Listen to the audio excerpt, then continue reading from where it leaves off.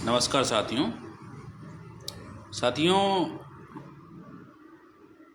आज के माहौल में किसी को कुछ बताना नहीं रहता और कुछ लोग हैं जो मैं की भावना में हैं।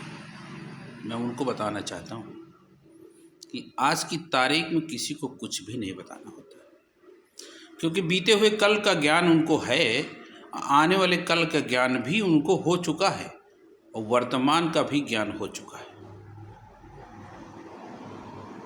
क्योंकि भारत सरकार जिस तरह से सहारा इंडिया परिवार को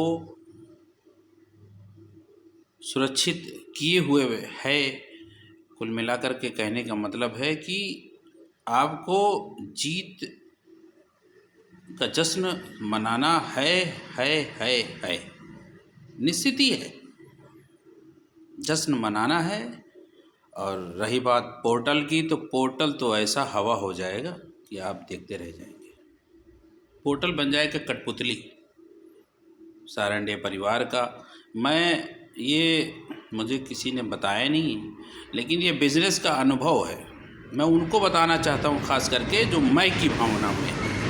आपको इतना ज्ञान नहीं है जितना ज्ञान हमें है, क्योंकि आपकी जितनी उम्र है उससे ज़्यादा हमारा बिजनेस का अनुभव है। किसी भी को, मैं किसी व्यक्ति का नाम नहीं लेना चाहता हूँ, उसमें व्यक्ति A to Z कोई भी हो सकता है, और उसको अगर वो समझदार व्यक्ति है तो खुद समझे अपने आप को कि मैं इंसान हूँ कि भगवान हूँ। मेरे ख्याल से हर व्यक्ति को इंसान ही होना चाहिए, भगवान किसी को नहीं बनना चाहिए, क्योंकि भगवान जो लोग बने हैं आज तक के इतिहास में, चाहे वो बिजनेसमैन हो या संस्थापक हो या नेता हो, कोई भी हो, आप देख लीजिए, संस्था चला रहा हो, पार्टी चला रहा हो, कंपनी चला रहा हो, आप देखिए। मैं इन्हीं बातों से अपनी बात को समाप्त करना चाहूँगा। लास्ट में मैं इतना ही कहूँगा कि सहारा इंडिया के काउंटर से ही भुगतान, संपूर्ण भुगतान, ब्याज सहित भुगतान, डिले पेमेंट जो हुआ है उसका भी ब्याज समेत भुगतान सहारा इंडिया को ये पावर दिया जाए। मैं सरकार से और सुप्रीम कोर्ट से, सेबी से, CRCS से, यहाँ तक कि ED से भी, जो इसमें जांच चल रही है, मैं ED से भी कहूँगा, मेरी अपील है, मेरी ED से भी और सहारा इंडिया परिवार से भी मेरी अपील है कि ED का सहयोग करे और CRCS, सेबी, सुप्रीम कोर्ट, सभी लोगों का सहयोग आम जनता को मिले, क्योंकि आम जनता में करीब 13 करोड़ से ऊपर के इन्वेस्टर सहारा इंडिया के जाल में हैं। अब सहारा इंडिया छोटी कंपनी थी कभी, आज बहुत बड़ी कंपनी बन चुकी है। ईमानदारी से उन्होंने काम किया और बहुत बड़ी कंपनी का रूप दिया।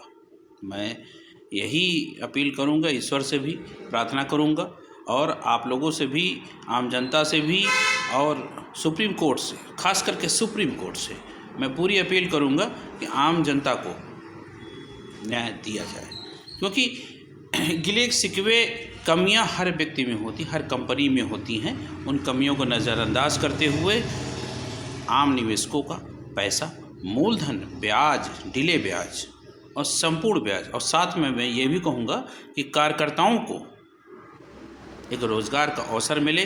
पहले भी 15 लाख लोग से ज़्यादा थे, आज मेरे ख्याल से 15 लाख लोग नहीं अब होंगे, लेकिन ये उम्मीद रखता हूँ कि आने वाले समय में चाहे जिस रूप में सहारा इंडिया परिवार आवे, प्रशंसक, शुभचिंतक 15 लाख से ज़्यादा होंगे। मैं इन बातों से अपनी बात को समाप्त करता हूँ। धन्यवाद।